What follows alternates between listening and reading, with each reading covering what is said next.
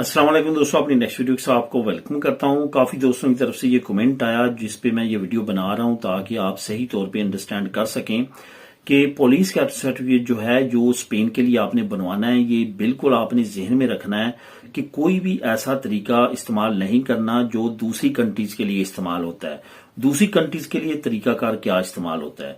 दूसरी कंट्रीज के लिए तरीकाकार ये इस्तेमाल होता है कि आपने अपने जिले लेवल पे पुलिस का सर्टिफिकेट बनवाने के बाद जो है आपने उसको अपोस्टल करवाया फॉरेन अफेयर से, और उसके बाद जो है आपने उनकी ट्रांसलेशन वगैरह करवाई। अगर आप नॉन इंग्लिश कंट्रीज में रहते हैं तो वो आपके लिए कारआमद हो जाता है। लेकिन यहाँ पे सिचुएशन बिल्कुल डिफरेंट है। यहाँ पे पुलिस सर्टिफिकेट बिल्कुल भी आपने इस तरीके के साथ नहीं बनवाना है। ये तरीकाकार जो है ये जरा डिफरेंट है स्पेन के लिए। यहाँ पे आपने जो पुलिस सर्टिफिकेट बनवाना है वो लाजमी तौर पे नेशनल पुलिस ब्यूरो से अटेस्ट करवाना है, तो तभी वो आपका स्पेन के लिए कारआमद होगा।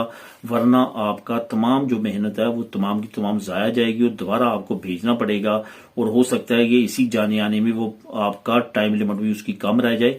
इस वजह से बहुत ज्यादा जरूरी है कि आप इस तमाम प्रोसेस को सही तौर पे समझ के इसको करें।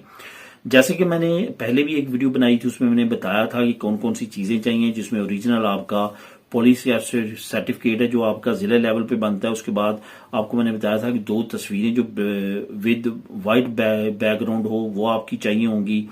उसके बाद जो है आपका लाजमी तौर पे पासपोर्ट की कॉपी और आपके आईडी कार्ड की कॉपी, और जो ब्लड रिलेशन है आपका उसकी, जिसके नाम आपने पुदेर भेजी है, उसकी जो है लाजमी तौर पे कॉपी जो है वो साथ लगेगी और लेपर्ड में ये जमा होगा। और वहां पे तकरीबन 10 से 20 दिन और बाज़ का 3 से 4 हफ्ते भी लग सकते हैं, रश पे डिपेंड करता है।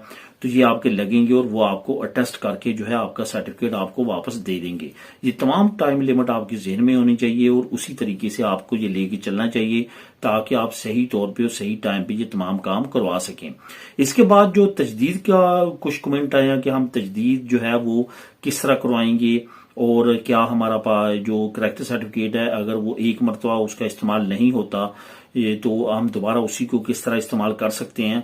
तो इसके बारे में बताता चलूं। फॉर एग्जांपल आपने पहले अरेगो में पेपर जमा करवाए थे, आपने करेक्टर सर्टिफिकेट जमा करवाया था, लेकिन वो किसी वजह से नहीं हो सका, या आप जो है उस फाइल को जो आपने बनवाई थी अभी सबमिट नहीं करवाई थी, आपका करेक्टर सर्टिफिकेट आपके पास है लेकिन वो एक्सपायर हो चुका है, तो उसका जो तरीकाकार जो स्पेन ने पहले भी माना है और बहुत ज्यादा उम्मीद है कि आप भी मानेंगे, वो तजदीद का तरीका यह है कि जो पाकिस्तानी एम्बेसी है या कौंसलेट है वहां से आपने उसको स्टैंप करवाना है, उसकी तजदीद करवानी है।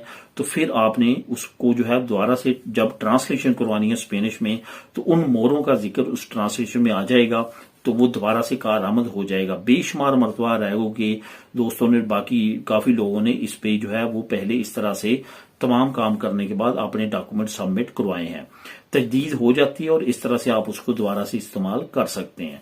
तो दोस्तों ये थी अहम इन्फॉर्मेशन करेक्टर सर्टिफिकेट से रिलेटेड। अगर आपके ज़हन में क्वेश्चन हो तो आप नीचे कमेंट करके पूछ सकते हैं। मिलेंगे नेक्स्ट वीडियो में नई अपडेट्स के साथ। अल्लाह हाफिज।